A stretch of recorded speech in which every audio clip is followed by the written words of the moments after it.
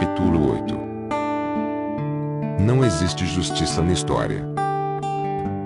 Entender a história humana nos milênios que sucederam à Revolução Agrícola se resume a uma única questão: como os humanos se organizavam em redes de cooperação em massa, uma vez que careciam de instintos biológicos para sustentar tais redes. A resposta sucinta é que os humanos criaram ordens imaginadas e desenvolveram sistemas de escrita.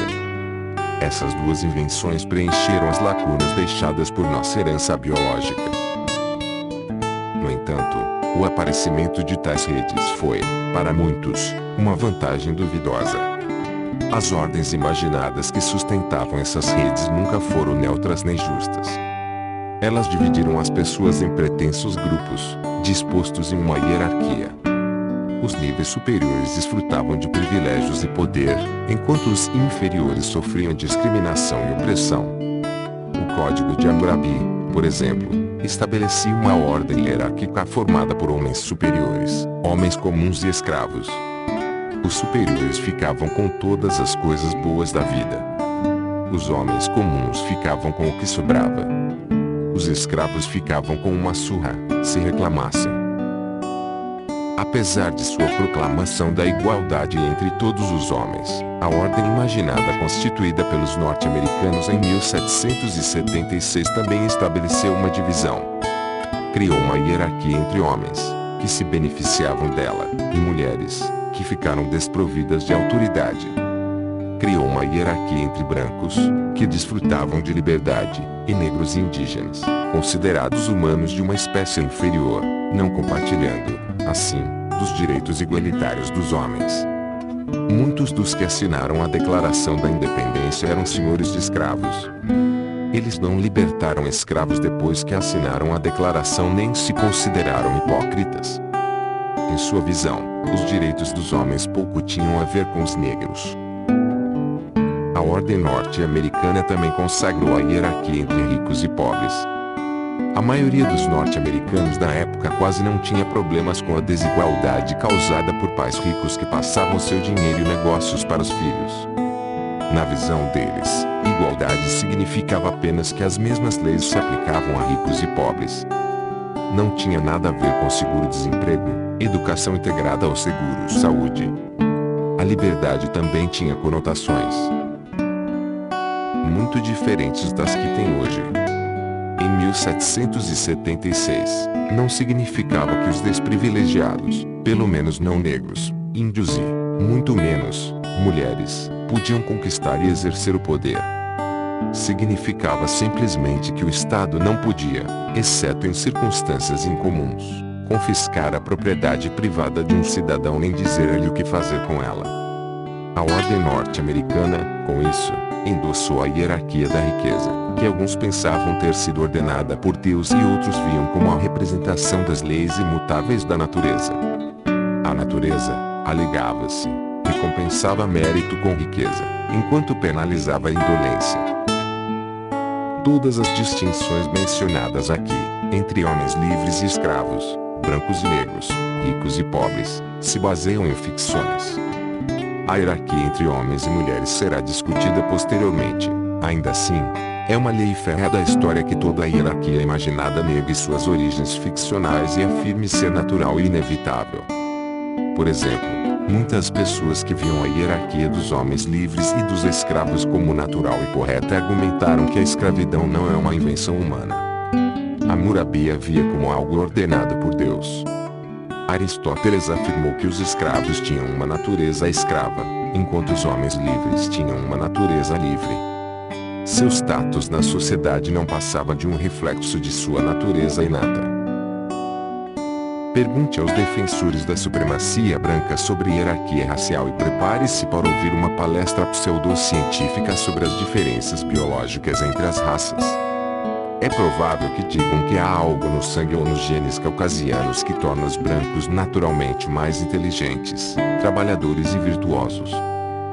Pergunte a um capitalista obstinado sobre a hierarquia da riqueza e provavelmente ouvirá que se trata do resultado inevitável de diferenças objetivas na capacidade dos indivíduos. Segundo essa visão, os ricos têm mais dinheiro porque são mais capazes e aplicados. Portanto, ninguém deveria se incomodar se os ricos têm melhor serviço de saúde, melhor educação e melhor nutrição. Eles são merecedores de todos os benefícios de que desfrutam. Os hindus que aderem a um sistema de castas acreditam que forças cósmicas fizeram uma casta superior à outra. De acordo com o famoso mito de criação hindu, os deuses criaram o mundo a partir do corpo de um ser primitivo, Purusa. O sol foi criado dos olhos de Purusa, a lua, do cérebro de Purusa, os brahmanes, sacerdotes, de sua boca, os kshatras, guerreiros, de seus braços, os vaixás, camponeses e mercadores, de suas coxas, os sudras, criados, de suas pernas. Aceite essa explicação, e as diferenças sociopolíticas entre brahmanes e sudras passam a ser tão naturais e eternas quanto as diferenças entre o sol e a lua. Os antigos chineses acreditavam que, quando sua deusa Nukua criou os humanos a partir da terra, ela fez os aristocratas com uma bela argila amarela, enquanto os homens comuns foram moldados com barro marrom. Ainda assim, até onde sabemos, essas hierarquias são produto da imaginação humana. Brahmanes e Sudras não foram realmente criados por deuses a partir de diferentes partes do corpo de um ser primitivo. Em vez disso, a distinção entre as duas castas foi criada por leis e normas inventadas por humanos no norte da Índia, há cerca de 3.000 anos. Ao contrário do que dizia Aristóteles, não se conhece nenhuma diferença biológica entre escravos e homens livres. Leis e normas humanas transformaram algumas pessoas em escravos e outras em senhores. Entre negros e brancos existem algumas diferenças biológicas objetivas, como cor da pele e tipo de cabelo, mas não há nenhuma evidência de que essas diferenças se estendam à inteligência ou à moral. A maioria das pessoas afirma que sua hierarquia social é natural e justa, enquanto as de outras sociedades são baseadas em critérios falsos e ridículos. Os ocidentais modernos são ensinados a desprezar a ideia de hierarquia racial. Eles ficam chocados com as leis que proíbem os negros de viver em bairros de brancos, ou estudar em escolas de brancos, ou ser tratados em hospitais de brancos. Mas a hierarquia de ricos e pobres, que autoriza os ricos a viver em bairros distintos e mais luxuosos, estudar em escolas distintas e de mais prestígio e receber tratamento médico em instalações distintas e bem equipadas, parece perfeitamente sensata para muitos norte-americanos e europeus. Mas é um fato comprovado que a maior parte dos ricos são ricos pelo simples motivo de terem nascido em uma família rica, enquanto a maior parte dos pobres continuarão pobres no decorrer da vida simplesmente por terem nascido em uma família pobre. Infelizmente, sociedades humanas complexas parecem exigir hierarquias imaginadas e discriminação injusta. É claro que nem todas as hierarquias são moralmente idênticas, e algumas sociedades sofreram tipos mais extremos de discriminação do que outras. Apesar disso, os estudiosos não têm conhecimento de nenhuma grande sociedade que tenha sido capaz de prescindir totalmente da discriminação. Repetidas vezes, as pessoas estabeleceram a ordem em sua sociedade classificando a população em categorias imaginadas, como homens superiores, homens comuns e escravos, brancos e negros, patrícios e plebeus, brahmanes e sudras, ricos e pobres. Essas categorias regulamentaram as relações entre milhões de seres humanos ao tornar algumas pessoas superiores a outras em termos jurídicos, políticos ou sociais. As hierarquias têm uma função importante. Elas permitem que estranhos saibam como tratar uns aos outros sem desperdiçar o tempo e a energia necessários para se tornarem pessoalmente familiarizados. Em Pigmalion, de Bernard Shaw, Henry Gies não precisa se tornar íntimo de Lisa Dolittle para entender como deve se relacionar com ela. Só de ouvi-la falar, ele deduz que se trata de um membro de classe baixa com quem pode fazer o que quiser, por exemplo, usá-la como títere em sua aposta de fazer uma vendedora de flores ambulante se passar por duquesa. Uma Elisa dos tempos modernos trabalhando em uma floricultura precisa saber quanto esforço dedicar à venda de rosas e gladiolos para as pessoas que entram na loja todos os dias. Não pode fazer uma indagação detalhada dos gostos e bolsos de cada indivíduo. Em vez disso, Usa algumas pistas, o modo como a pessoa está vestida, sua idade e, se não for politicamente correta, a cor da pele.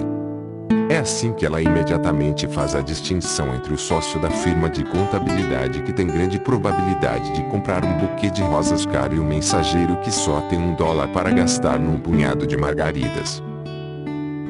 Obviamente, as diferenças nas habilidades naturais também desempenham seu papel na formação de distinções sociais, mas tais diversidades de aptidão e caráter costumam ser mediadas por hierarquias imaginadas. Isso acontece de duas formas importantes. A primeira e a principal delas é que a maioria das habilidades precisa ser cultivada e desenvolvida. Mesmo que alguém nasça com um talento em particular, esse talento normalmente permanecerá latente se não for estimulado, lapidado e exercitado. Nem todas as pessoas têm a mesma chance de nutrir e aperfeiçoar suas habilidades. Ter ou não essa oportunidade costuma depender de sua posição na hierarquia imaginada pela sociedade em que estão inseridas. Harry Potter é um bom exemplo. Tirado de sua família notável de bruxos e criado por trouxas ignorantes, ele chega a Hogwarts sem nenhuma experiência em magia. São necessários 7 livros até que ele aprenda a dominar plenamente seus poderes e conheça suas habilidades excepcionais. O segundo é que, mesmo que pessoas pertencentes a classes diferentes desenvolvam exatamente as mesmas habilidades, é improvável que tenham o mesmo sucesso, porque terão que jogar segundo regras diferentes. Se, na Índia governada pela Inglaterra, um intocável, um brahmane, um irlandês católico e um inglês protestante tivessem, de alguma forma, desenvolvido exatamente o mesmo tino para os negócios, ainda assim não teriam as mesmas chances de enriquecer. O jogo econômico era manipulado por restrições jurídicas e barreiras invisíveis não oficiais. O círculo vicioso. Todas as sociedades são baseadas em hierarquias imaginadas, mas não necessariamente nas mesmas hierarquias. O que explica essas diferenças? Porque as pessoas são classificadas na sociedade indiana tradicional de acordo com castas, na sociedade otomana de acordo com a religião e na sociedade norte-americana de acordo com a raça. Na maioria dos casos, a hierarquia surgiu em consequência de um conjunto de circunstâncias históricas acidentais e foi, então, perpetuada e refinada durante muitas gerações, à medida que diferentes grupos passaram a ter interesses pessoais em tal hierarquia. Por exemplo, muitos estudiosos supõem que o sistema de castas hindu tomou forma quando o povo indo-ariano invadiu o subcontinente indiano há cerca de 3.000 anos, subjugando a população local. Os invasores estabeleceram uma sociedade estratificada, em que, é claro, ocuparam as posições principais, sacerdotes e guerreiros, deixando aos nativos a condição de criados e escravos. Os invasores, em menor números, temiam perder seu status privilegiado e identidade singular. Para evitar esse risco, dividiram a população em castas, exigindo que cada uma delas se dedicasse a uma ocupação específica ou desempenhasse um determinado papel na sociedade. Cada uma tinha status legal, privilégios e deveres diferentes. A mistura de castas, interação social, casamento e até mesmo o compartilhamento de refeições, era proibida. E as distinções não eram apenas legais, se tornaram uma parte inerente da mitologia e da prática religiosa. Os governantes argumentavam que o sistema de castas refletia uma realidade cósmica eterna, e não um processo histórico casual. Conceitos de pureza e impureza eram elementos essenciais no hinduísmo, e eram utilizados para sustentar a pirâmide social. Os hindus devotos aprendiam que o contato com membros de uma casta diferente podia contaminá-los não apenas pessoalmente, mas também a sociedade como um todo e, portanto, devia ser abominado. Essas ideias não são exclusividade dos hindus. No decorrer da história, e em praticamente todas as sociedades, conceitos de contaminação e pureza tiveram um papel fundamental na imposição de divisões políticas e sociais e foram explorados por muitas classes dominantes a fim de estas manterem seus privilégios. No entanto, o medo da contaminação não foi totalmente inventado por sacerdotes e príncipes. provavelmente têm suas origens em mecanismos de sobrevivência que fazem os humanos sentirem uma repulsa instintiva por portadores de doenças em potencial, como pessoas enfermas e cadáveres. Se você quiser manter qualquer grupo humano isolado, mulheres, judeus, ciganos, gays, negros, a melhor forma é convencer todos de que essas pessoas são fonte de contaminação. O sistema de castas hindu e as leis de pureza que o acompanham ficaram profundamente arraigados na cultura indiana. Bem depois que a invasão indo-ariana foi esquecida, os indianos continuaram a acreditar nesse sistema e abominar a contaminação causada pela mistura de castas. As castas não são imunes a mudanças. De fato, com o passar do tempo, grandes castas foram divididas em subcastas. As 4 castas originais acabaram por se transformar em 3.000 agrupamentos diferentes chamados jati, literalmente, nascimento. Mas essa proliferação de castas não mudou o princípio básico do sistema, segundo o qual cada pessoa nasce em um determinado nível, e qualquer transgressão de suas regras contamina a pessoa e a sociedade como um todo. A jati de uma pessoa determina sua profissão, o alimento que pode comer, seu local de residência e os possíveis parceiros para casamento. Normalmente, uma pessoa só pode se casar com alguém de sua casta, e os filhos gerados herdam esse status. Sempre que surgia uma nova profissão ou entrava em cena um novo grupo de pessoas, eles tinham de ser reconhecidos como casta para receber um lugar legítimo dentro da sociedade hindu. Grupos que não conseguiam obter reconhecimento como casta eram, literalmente, párias. Nessa sociedade estratificada, não ocupavam sequer o patamar mais baixo. Eles ficaram conhecidos como intocáveis. Tinham de viver separados dos outros e tentar sobreviver de formas humilhantes e repulsivas, revirando latas de lixo em busca de sucata, por exemplo. Até mesmo membros das castas mais baixas evitavam se misturar com eles, comer com eles, tocá-los e, é claro, se casar com eles. Na Índia atual, questões de casamento e trabalho ainda são fortemente influenciadas pelo sistema de castas, apesar de todas as tentativas do governo democrático para acabar com tais distinções e convencer os hindus de que não há nenhuma contaminação na mistura de castas.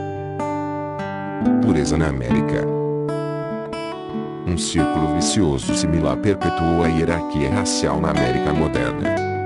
Do século XVI ao XVIII, os conquistadores europeus importaram milhões de escravos africanos para trabalhar em minas e plantações do continente americano. Optaram por importar escravos da África e não da Europa ou do leste da Ásia devido a 3 fatores circunstanciais. Primeiro, a África era mais perto, então era mais barato importar escravos do Senegal que do Vietnã. Em segundo lugar, na África já existia um comércio de escravos bem desenvolvido, exportando principalmente para o Oriente Médio, enquanto na Europa a escravidão era muito rara. Era obviamente muito mais fácil comprar escravos em um mercado existente do que criar um do zero. O terceiro fator, e o mais importante, era que as fazendas em locais como a Virgínia, o Haiti e o Brasil estavam tomadas por malária e febre amarela, originárias da África. Os africanos haviam adquirido, durante gerações, uma imunidade genética parcial a essas doenças, enquanto os europeus eram totalmente indefesos e morriam aos montes. Portanto, era mais prudente para um dono de latifúndio investir seu dinheiro em um escravo africano do que em um escravo ou criado europeu. Paradoxalmente, a superioridade genética, em termos de imunidade, se traduziu em inferioridade social, precisamente por estarem mais adaptados a climas tropicais do que os escravos provenientes da Europa. Os africanos terminaram como escravos de senhores europeus. Devido a esses fatores circunstanciais, as novas sociedades em desenvolvimento no continente americano foram divididas em uma casta dominante de europeus brancos e uma casta subjugada de negros africanos. Mas as pessoas não gostam de dizer que mantém escravos de uma certa raça ou origem simplesmente porque é conveniente em termos econômicos. Como os conquistadores arianos na Índia, os europeus brancos nas Américas não queriam ser vistos apenas como bem-sucedidos economicamente, mas também como piedosos, justos e objetivos. Mitos religiosos e científicos foram utilizados para ajudar a justificar essa divisão. Teólogos afirmaram que os africanos descendiam de Cão, filho de Noé amaldiçoado por seu pai, que disse que seus filhos seriam escravos. Biólogos afirmaram que os negros eram menos inteligentes que os brancos e que tinham senso moral menos desenvolvido.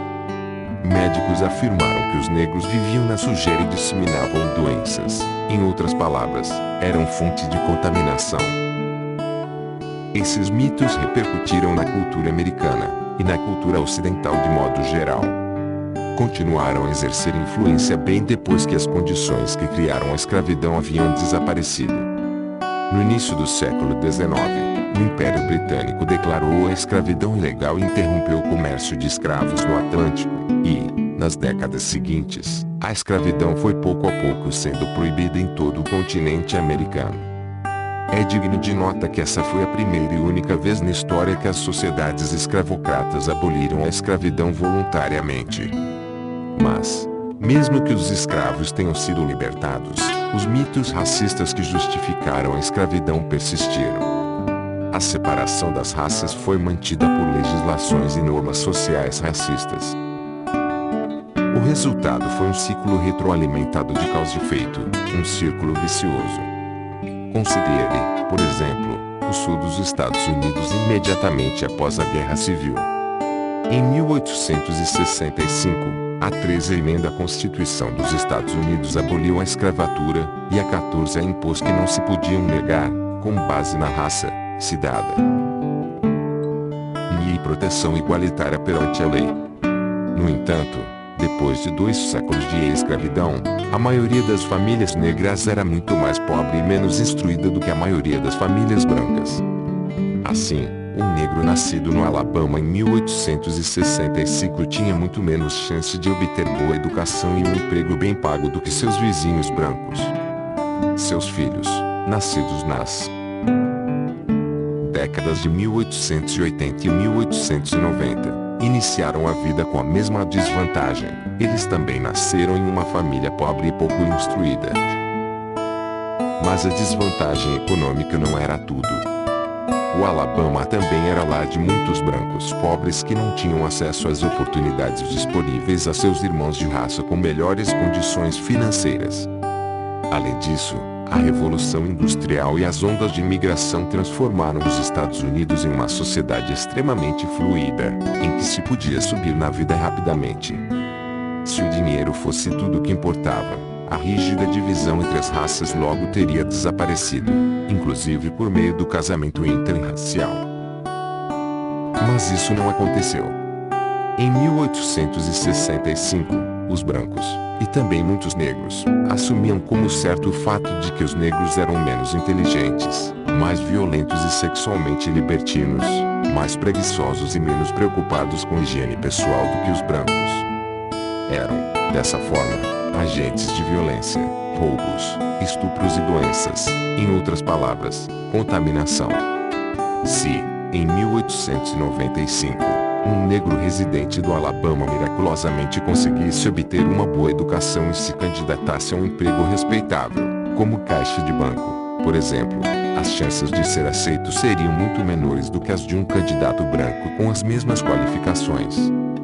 O estigma que rotulava os negros como, por natureza, pouco confiáveis, preguiçosos e menos inteligentes conspiraria contra ele.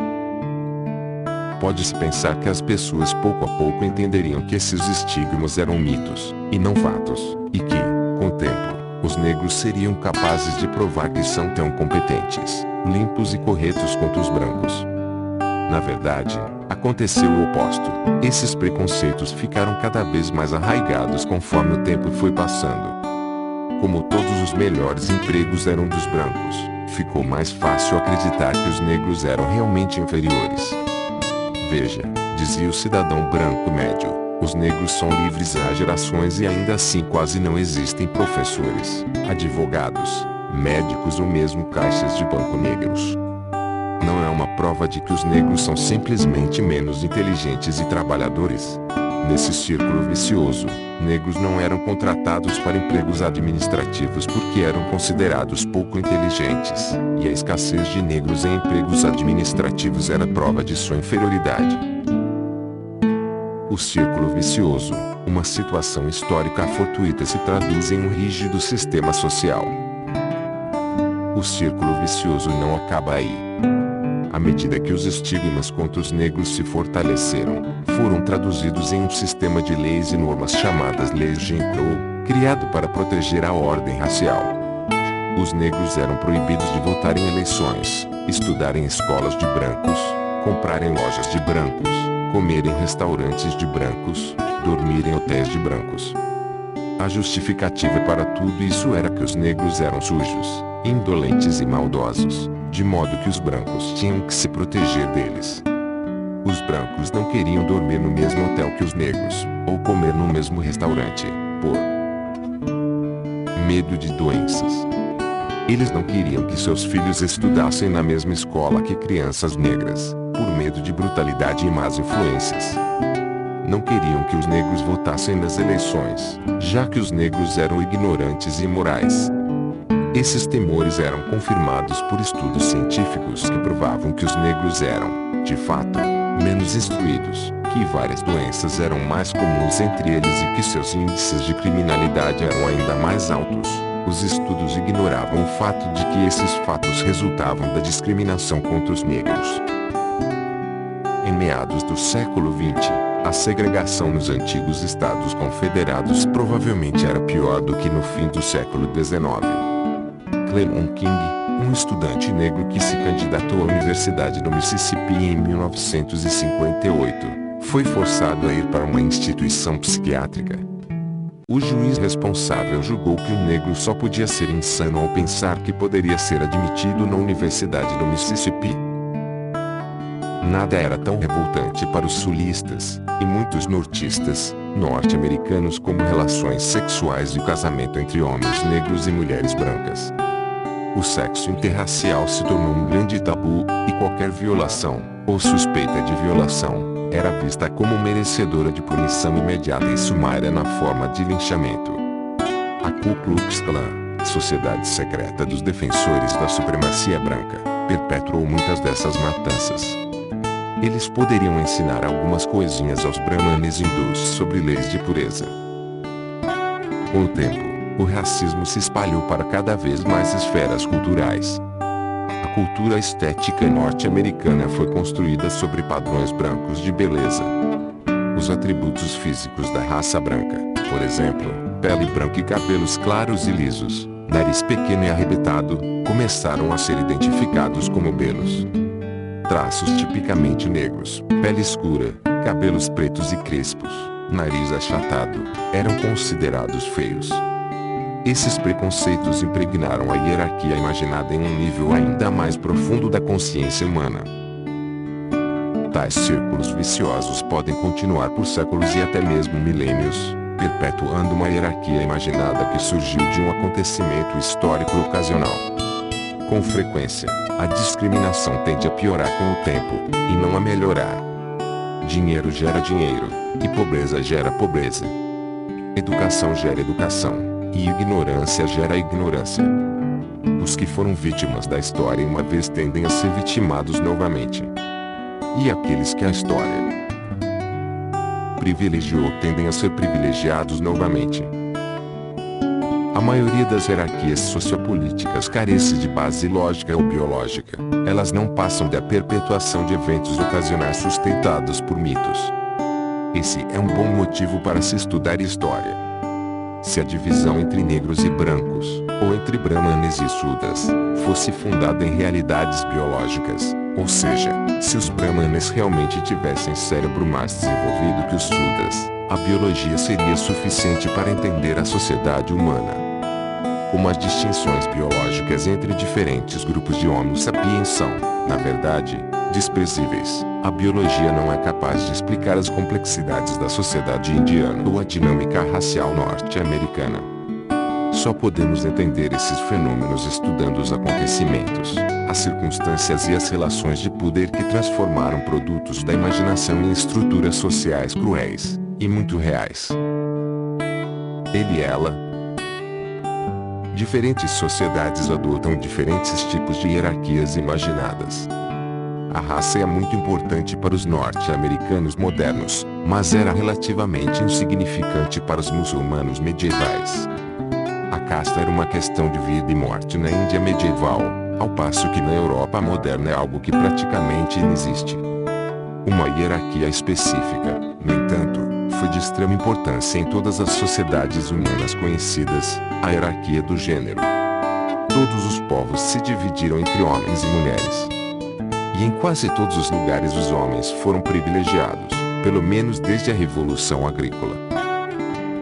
Alguns dos textos chineses mais antigos são ossos oraculares que datam de 1200 a.C., utilizados para adivinhar o futuro. Em um deles estava entalhada a pergunta: a gestação da senhora Ao será afortunada? Para a qual foi escrita a resposta: se a criança nascer em um dia Jing, será afortunada; se nascer em um dia Gene, terá um futuro promissor. No entanto, a senhora Ao daria à luz em uma dia Jiain. O texto termina com a impertinente observação: 3 semanas e um dia depois, em um dia Jiain, nasceu a criança. Não foi afortunada.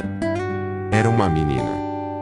Mais de 3.000 anos depois, quando a China comunista decretou a política do filho único, muitas famílias chinesas continuavam considerando o nascimento de uma menina uma desgraça. Os pais muitas vezes abandonavam ou matavam meninas recém-nascidas para ter mais uma chance de ter um menino.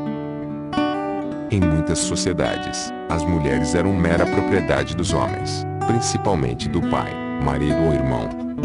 O estupro, em muitos sistemas jurídicos, era tratado como violação de propriedade. Em outras palavras, a vítima não era a mulher estuprada, mas o homem a quem ela pertencia. Nesse caso, a sentença era a transferência de propriedade. O estuprador era obrigado a pagar o valor de uma noiva ao pai ou ao irmão da mulher, e a partir de então ela se tornava propriedade do estuprador. A Bíblia diz que se um homem se encontrar com uma moça sem compromisso de casamento e a violentar, e eles forem descobertos, ele pagará ao pai da moça 50 peças de prata. Terá que casar-se com a moça. Deuteronômio 22 e 28 a 29. Os antigos hebreus consideravam esse acordo razoável. Estuprar uma mulher que não pertencia a nenhum homem não era considerado crime algum, assim como pegar uma moeda perdida em uma rua movimentada não é considerado roubo.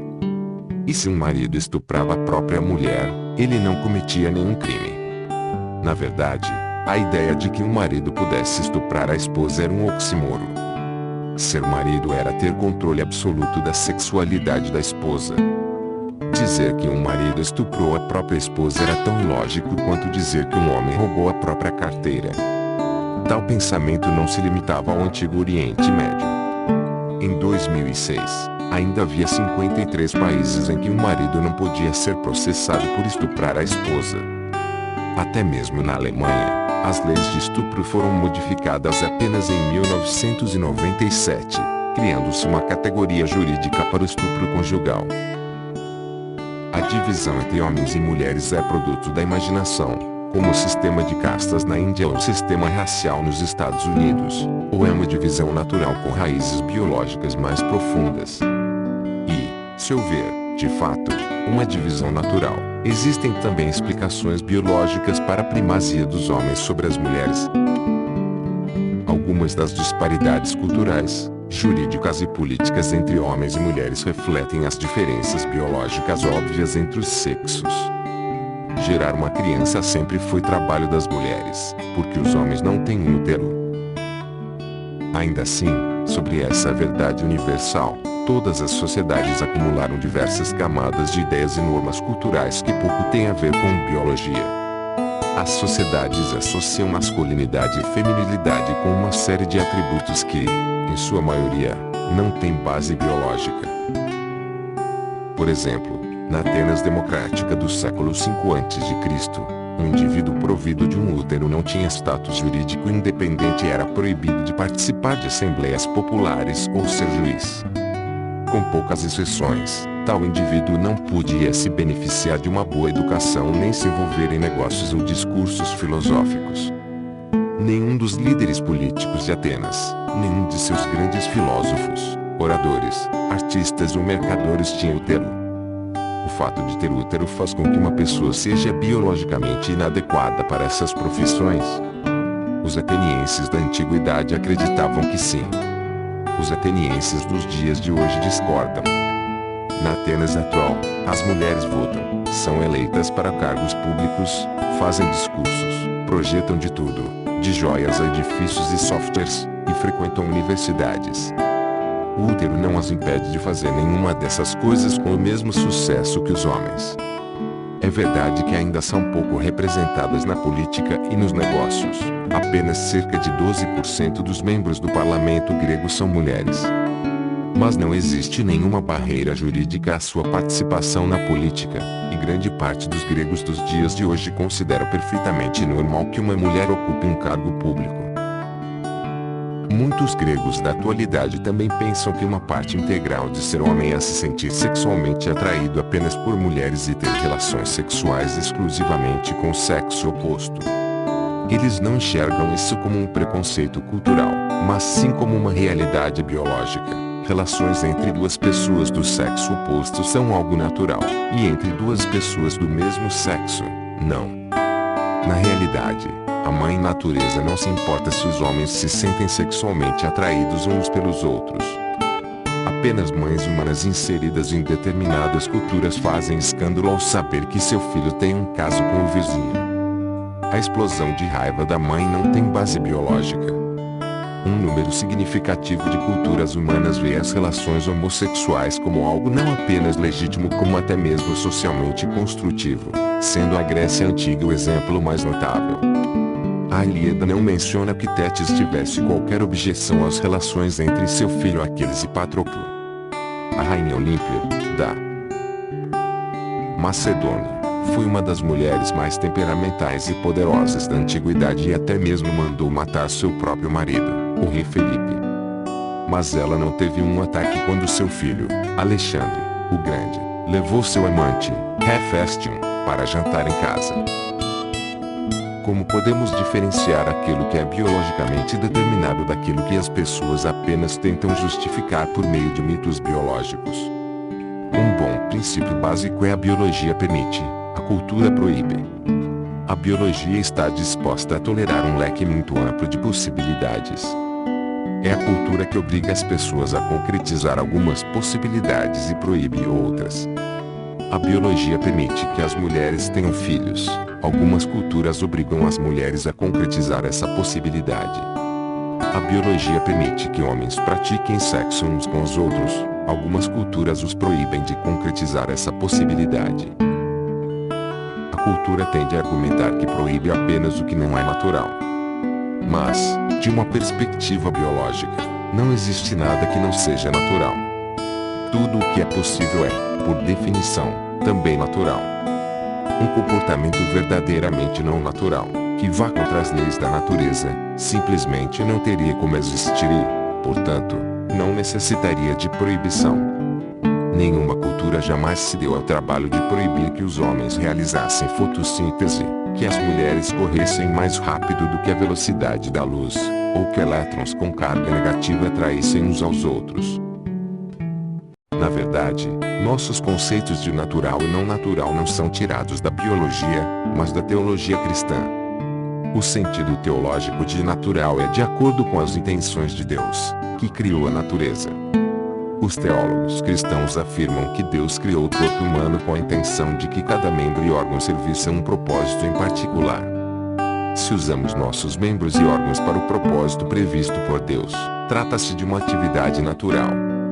Usá-los de maneira diferente da intenção de Deus não é natural. Mas a evolução não tem propósito. Os órgãos não evoluíram com um propósito, e o modo como são usados está em constante mudança. Não existe um único órgão no corpo humano que execute apenas o trabalho que seu protótipo executava quando apareceu pela primeira vez, há centenas de milhões de anos. Os órgãos evoluem para executar uma função específica, mas, Depois que existem, podem ser adaptados para outros usos também.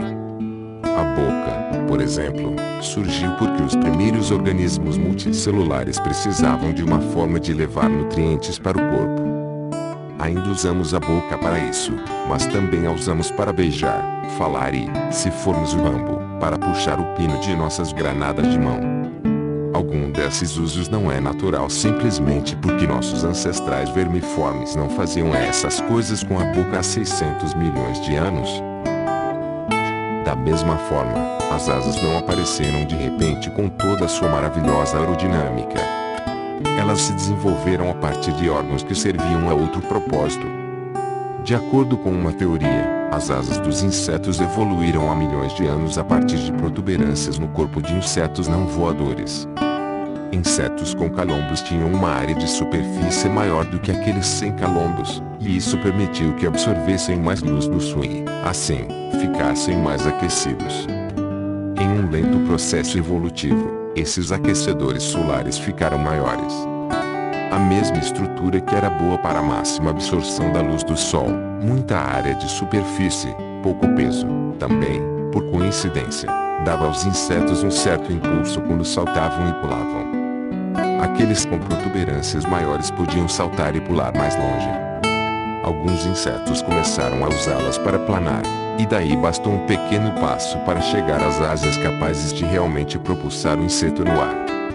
Da próxima vez em que um mosquito zumbir em seu ouvido, acuse-o de comportamento não natural. Se ele fosse bem comportado e estivesse satisfeito com o que Deus lhe deu, usaria suas asas apenas como painéis solares. O mesmo conceito de multitarefa se aplica a nossos órgãos e comportamentos sexuais. O sexo evoluiu, a princípio, para procriação e rituais de galanteio, como uma forma de avaliar a adequação de um possível parceiro. Mas muitos animais atualmente fazem uso delas para uma série de propósitos sociais que pouco têm a ver com a criação de pequenas cópias de si mesmos. Os chimpanzés, por exemplo, utilizam o sexo para firmar alianças políticas, criar intimidade e neutralizar tensões. Isso é antinatural? Sexo e gênero. Faz pouco sentido, então, afirmar que a função natural da mulher é dar à luz, ou que a homossexualidade não é natural. A maior parte das leis, normas, direitos e obrigações que definem masculinidade e feminilidade refletem mais a imaginação humana do que a realidade biológica.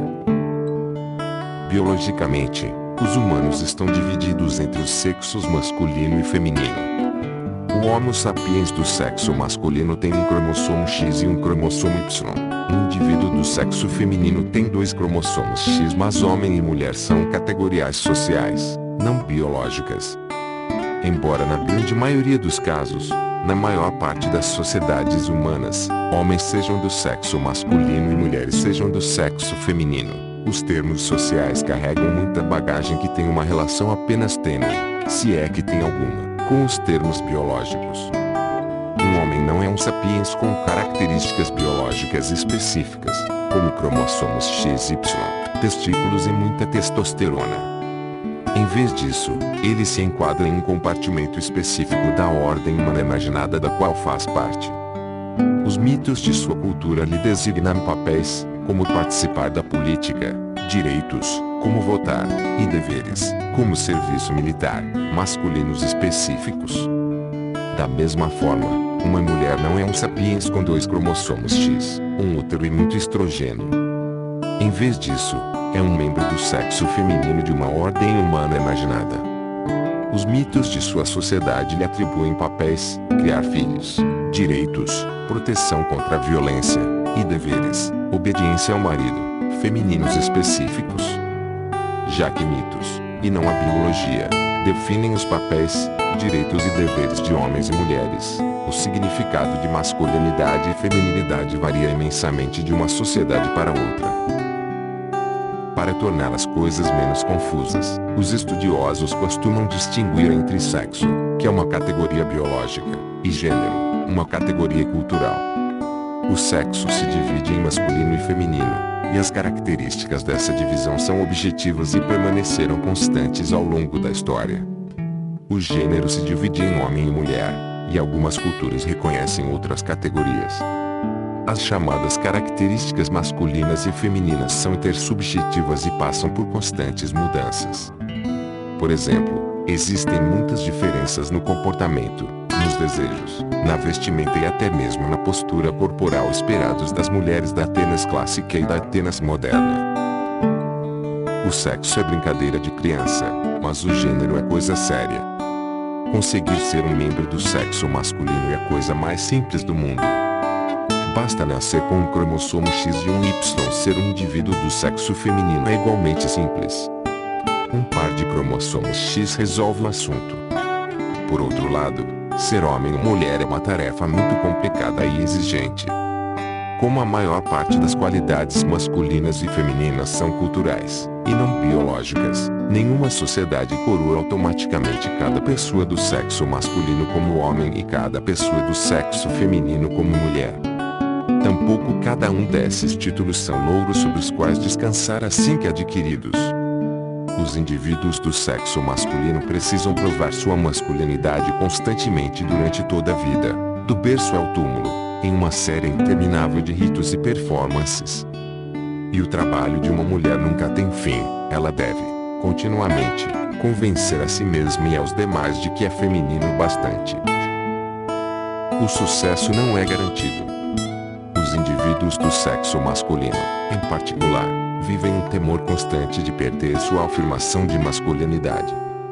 Durante toda a história, estiveram dispostos a arriscar e até mesmo sacrificar a vida, apenas para que as pessoas dissessem: ele é um homem de verdade. Masculinidade no século XVIII, um retrato oficial do rei Luís XIV, da França. Observe a peruca longa, a meia calça, os sapatos de salto alto, a postura de bailarina, e a enorme espada. Na América contemporânea, todas essas coisas, com exceção da espada, seriam consideradas marcas de caráter afeminado. Mas em seu tempo Luís era um paradigma europeu de masculinidade e virilidade. Masculinidade no século XX, um retrato oficial de Barack Obama. O que aconteceu com a peruca, a meia calça, os saltos altos, e a espada? Homens dominantes nunca tiveram uma aparência tão tediosa e monótona quanto nos dias de hoje. Durante boa parte da história, os homens dominantes foram coloridos e exibicionistas, como os chefes indígenas americanos, com seus cocares de penas, e os marajás hindus, enfeitados com seda de diamantes.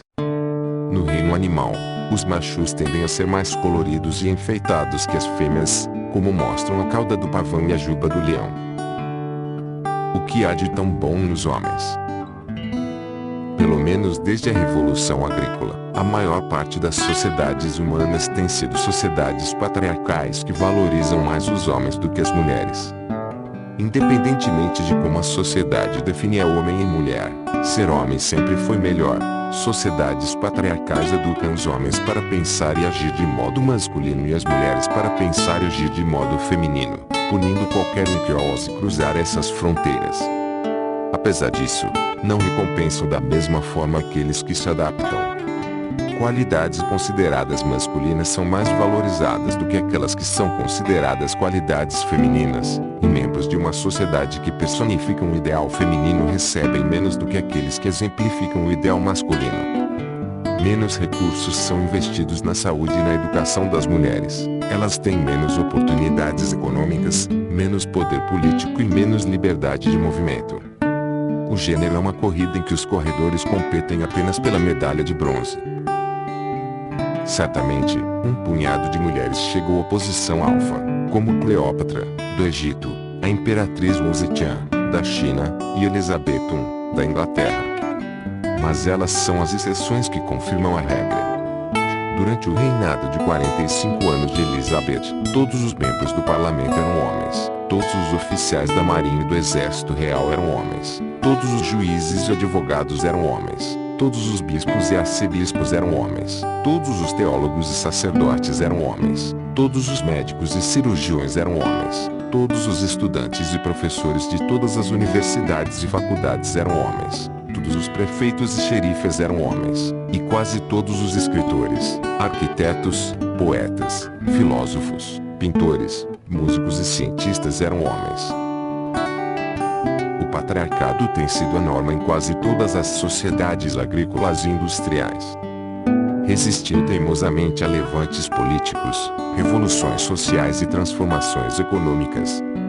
O Egito, por exemplo, foi conquistado inúmeras vezes no decorrer dos séculos. Assírios, persas, macedônios, romanos, árabes, mamelucos, turcos e britânicos o ocuparam, e sua sociedade sempre permaneceu patriarcal. O Egito foi governado pela lei faraônica, grega, romana, muçulmana, otomana e britânica, e todas discriminavam pessoas que não eram consideradas homens de verdade. Como o patriarcado é tão universal, não pode ser produto de algum círculo vicioso que teve início por um acontecimento ao acaso. É particularmente digno de nota que, mesmo antes de 1492, a maior parte das sociedades tanto das Américas quanto da África e da Ásia eram patriarcais, embora não tenham tido contato durante milhares de anos. Se o patriarcado na África e na Ásia resultou de algum acontecimento fortuito, porque os astecas e incas eram patriarcais.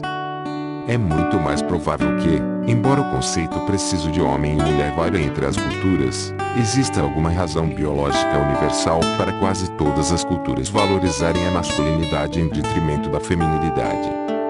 Não sabemos qual é essa razão. Há muitas teorias, nenhuma delas convincente. O poder dos músculos. A teoria mais comum aponta para o fato de que os homens são mais fortes que as mulheres e utilizaram sua maior capacidade física para obrigá-las a se submeterem. Uma versão mais sutil dessa afirmação sustenta que sua força permite que eles monopolizem tarefas que demandam trabalho braçal, como arar e colher. Isso lhes dá o controle da produção de alimentos, o que, por sua vez, se traduz em influência política. Há dois problemas com essa ênfase no poder dos músculos. Primeiro, a declaração de que os homens são mais fortes que as mulheres é verdadeira apenas na média, e apenas se considerando certos tipos de força.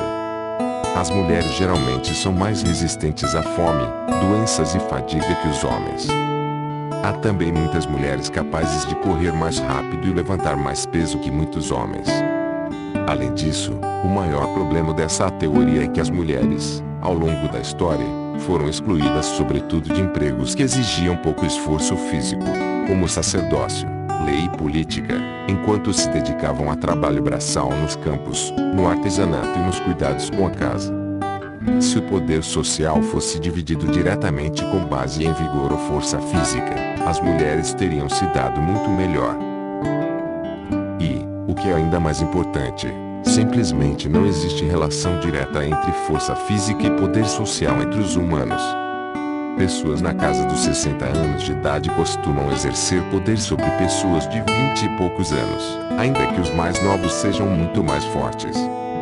O típico fazendeiro do Alabama de meados do século XIX poderia ser derrotado em segundos por qualquer um dos escravos que trabalhavam nos campos de algodão. Não se usavam lutas de boxe para selecionar faraós egípcios ou papas católicos. Em sociedades de caçadores-coletores, a dominância política costuma residir com quem tem a melhor aptidão social, e não a musculatura mais desenvolvida. No crime organizado, o chefão não é necessariamente o homem mais forte. Quase sempre é um homem mais velho que raramente faz uso de seus punhos, consegue que os mais jovens e com melhor preparo físico façam o trabalho sujo por ele. Uma cara que pensa que a forma de dominar o grupo é acabar com o chefe provavelmente não vive o bastante para aprender com seu erro. Até mesmo entre os chimpanzés, o macho alfa conquista sua posição construindo uma coalizão estável com outros machos e fêmeas, e não por meio de violência sem discernimento. Na verdade, a história humana mostra que costuma haver uma relação inversa entre proeza física e poder social. Na maioria das sociedades, são as classes mais baixas que fazem o trabalho braçal. Isso possivelmente reflete a posição do Homo sapiens na cadeia alimentar. Se as habilidades físicas fossem as únicas a serem consideradas, os sapiens estariam em um degrau no meio da escada. mas suas habilidades mentais e sociais os colocaram no topo. É, portanto, simplesmente natural que a cadeia de poder dentro da espécie também seja determinada mais por habilidades mentais e sociais do que pela força bruta. É, portanto, difícil acreditar que a hierarquia social mais influente e mais estável da história seja fundada sobre a capacidade física dos homens de coagir as mulheres. A escória da sociedade. Outra teoria explica que a dominância masculina resulta não da força, mas da agressão. Milhões de anos de evolução tornaram os homens muito mais violentos que as mulheres. As mulheres podem se igualar aos homens no que diz respeito a ódio, ambição e violência, mas, quando a situação fica crítica, em tese, os homens estão muito mais dispostos a partir para a violência física. É por isso que, em toda a história, a guerra sempre foi uma prerrogativa masculina. Em tempos de guerra, o controle dos homens sobre as forças armadas também os transformou nos senhores da sociedade civil. Eles, então, usaram o controle que tinham sobre a sociedade civil para travar cada vez mais guerras, e quanto maior o número de guerras, maior o controle dos homens sobre a sociedade. Esse ciclo retroalimentado explica tanto a onipresença da guerra quanto a onipresença do patriarcado. Estudos recentes dos sistemas hormonal e cognitivo de homens e mulheres fortalecem a hipótese de que os homens de fato têm tendências mais agressivas e violentas e, portanto, são, no geral, mais adequados para servirem como soldados comuns. Mas, considerando que todos os soldados são homens, devemos concluir que aqueles que gerenciam a guerra e colhem seus frutos também são homens. Isso não faz sentido. É como presumir que, como todos os escravos que cultivam campos de algodão são negros, o dono da plantação também é negro. Assim como uma força de trabalho formada apenas por negros pode ser controlada exclusivamente por brancos, porque um corpo de soldados composto apenas por homens não poderia ser controlado por uma liderança totalmente, ou pelo menos em parte, feminina. De fato, em inúmeras sociedades ao longo da história, os oficiais de mais alto escalão não começaram como soldados. Aristocratas, pessoas ricas e bem instruídas eram automaticamente designadas a patentes mais altas, sem nunca terem servido um único dia como soldados. Quando o Duque de Wellington, inimigo de Napoleão, se alistou no exército britânico aos 18 anos, foi imediatamente nomeado oficial. Ele não tinha muita consideração pelos plebeus sob seu comando. Temos nas Forças Armadas a escória da terra na função de soldados comuns, escreveu a um companheiro aristocrata durante a guerra contra a França. Esses soldados comuns costumavam ser recrutados entre os mais pobres ou entre minorias étnicas, como os católicos irlandeses. A chance de subirem na hierarquia militar era irrisória. Os postos superiores estavam reservados para duques, príncipes e reis. Mas por que só para duques, e não para duquesas? O Império Francês na África foi consolidado e defendido pelo suor e pelo sangue de senegaleses, argelinhos e franceses da classe trabalhadora. O percentual de franceses bem-nascidos nas linhas de combate era insignificante. Ainda assim, o percentual de franceses bem-nascidos dentro da pequena elite que conduziu o exército francês, comandou o império e colheu seus frutos era muito alto. Porque apenas franceses, e não francesas. Na China havia uma longa tradição de subjugar o exército à burocracia civil, de modo que mandarins que nunca haviam empunhado uma espada muitas vezes comandavam as guerras. Não se gasta um bom ferro para produzir pregos, dizia um ditado chinês popular, cujo significado era que as pessoas realmente talentosas faziam parte da burocracia civil, e não do exército. Porque, então, todos esses mandarins eram homens. Não se pode argumentar racionalmente que fraqueza física ou baixos níveis de testosterona impediam as mulheres de se tornarem mandarinas, generais e políticas. Para gerenciar uma guerra, certamente é preciso vigor, mas não tanto força física ou agressividade. Guerras não são brigas de bar. São projetos muito complexos que exigem um grau extraordinário de organização, cooperação e capacidade de conciliação. A capacidade de manter a paz em casa, fazer aliados no exterior e entender o que passa pela cabeça das outras pessoas, particularmente seus inimigos, costuma ser a chave para a vitória. Por conseguinte, um homem bruto e agressivo muitas vezes é a pior escolha para coordenar uma guerra.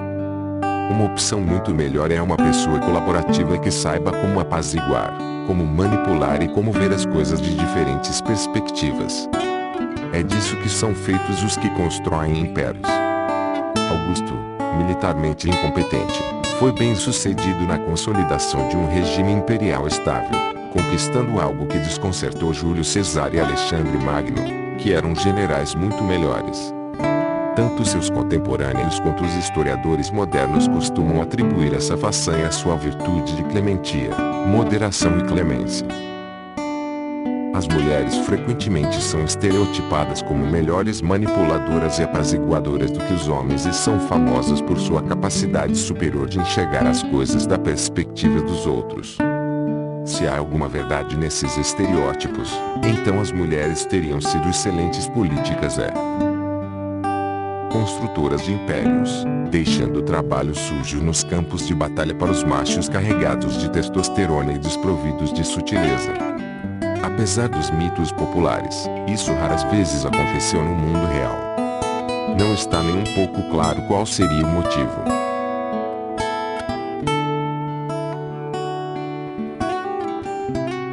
Genes patriarcais.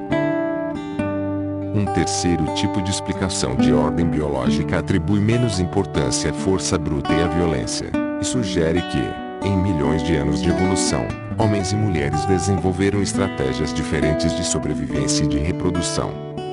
Como os homens competiam entre si pela oportunidade de engravidar mulheres férteis, a chance de reprodução de um indivíduo dependia, acima de tudo, de sua capacidade de superar em desempenho e derrotar outros homens. Com o decorrer do tempo, os genes masculinos que conseguiam passar para a geração seguinte eram aqueles pertencentes aos homens mais ambiciosos, agressivos e competitivos. Uma mulher, por outro lado, não tinha dificuldade em encontrar um homem disposto a engravidá-la. No entanto, se quisesse que seus filhos lhe dessem netos, precisava carregá-los no útero durante 9 árduos meses e depois cuidar deles durante anos. Durante esse período, tinha poucas oportunidades de obter comida e necessitava de muita ajuda. Precisava de um homem. Para garantir sua própria sobrevivência e de seus filhos, a mulher não tinha muita escolha além de concordar com quaisquer condições que o homem estipulasse para ficar por perto e dividir o fardo. Com o tempo, os genes femininos que chegaram à geração seguinte pertenciam a mulheres de caráter cuidador e submisso. Mulheres que passavam tempo excessivo em disputas por poder não deixaram nenhum desses genes poderosos para as gerações futuras. O resultado dessas diferentes estratégias de sobrevivência, segundo esta teoria, é que os homens foram programados para serem ambiciosos e competitivos e se sobressaírem na política e nos negócios, enquanto as mulheres tendiam a se recolherem e dedicarem a vida a apoiar a carreira do marido e dos filhos. Mas essa abordagem também parece ser desmentida pelas evidências empíricas. Particularmente problemática é a suposição de que a dependência por parte das mulheres, de ajuda externa as tornou dependentes dos homens, e não de outras mulheres, e de que a competitividade masculina fez dos homens seres socialmente dominantes. Existem muitas espécies de animais, como os elefantes e os bonobos, em que a dinâmica entre fêmeas dependentes e machos competitivos resulta em uma sociedade matriarcal. Como as fêmeas necessitam de ajuda externa, são obrigadas a desenvolver suas habilidades sociais e aprender a cooperar e apaziguar. Elas constroem redes sociais totalmente femininas que ajudam cada um dos membros a criar seus filhos. Os machos, enquanto isso, passam o tempo lutando e competindo. Suas habilidades e laços sociais permanecem subdesenvolvidos. Sociedades de bonobos e elefantes são controladas por fortes redes de fêmeas colaborativas, enquanto os machos egocêntricos e não colaborativos são jogados para escanteio. Embora as fêmeas de bonobo sejam geralmente mais fracas que os machos, elas costumam formar grupos para subjugar os machos que passam dos limites. Se isso é possível entre bonobos e elefantes, por que não entre Homo sapiens? Os sapiens são animais relativamente fracos, cuja vantagem está em sua capacidade de cooperar em grande escala. Nesse caso, deveríamos esperar que mulheres dependentes, mesmo que sejam dependentes de homens, usassem suas habilidades sociais superiores para cooperar a fim de superar estrategicamente e manipular homens agressivos, autônomos e egocêntricos. Como foi que, em uma espécie cujo sucesso depende sobretudo da cooperação, os indivíduos supostamente menos colaborativos, homens, controlaram os indivíduos supostamente mais colaborativos, mulheres? Até o momento presente, não temos uma resposta satisfatória. Talvez as suposições comuns estejam simplesmente erradas. Quem sabe os machos da espécie Homo sapiens não são caracterizados por força física, agressividade e competitividade, e sim por habilidades sociais superiores e uma tendência maior a cooperar. Simplesmente não sabemos. O que sabemos, no entanto, é que durante o último século os papéis sociais de gênero passaram por uma revolução enorme. Hoje, cada vez mais sociedades não só concedem a homens e mulheres status jurídico, direitos políticos e oportunidades econômicas iguais, como também repensam por completo suas concepções mais elementares de gênero e sexualidade. Embora as diferenças entre os gêneros ainda sejam significativas, as coisas vêm avançando rapidamente. Em 1913, a ideia de conceder direito a voto às mulheres era vista, nos Estados Unidos, como ultrajante. A perspectiva de uma ministra ou juíza da Suprema Corte era simplesmente ridícula, e a homossexualidade era um tabu tão grande que não podia sequer ser discutida na sociedade educada. Em 2015, o direito ao voto feminino é ponto pacífico, ministras dificilmente são motivo de comentário, e 5 juízes da Suprema Corte dos Estados Unidos, 3 deles mulheres, decidiram a favor da legalização do casamento entre membros do mesmo sexo, invalidando as objeções de 4 juízes homens. Essas mudanças drásticas são precisamente o que torna a história do gênero tão desconcertante. Se, como hoje se vem demonstrando de maneira tão clara, o sistema patriarcal se baseou em mitos infundados e não em fatos biológicos, o que explica a universalidade e a estabilidade desse sistema.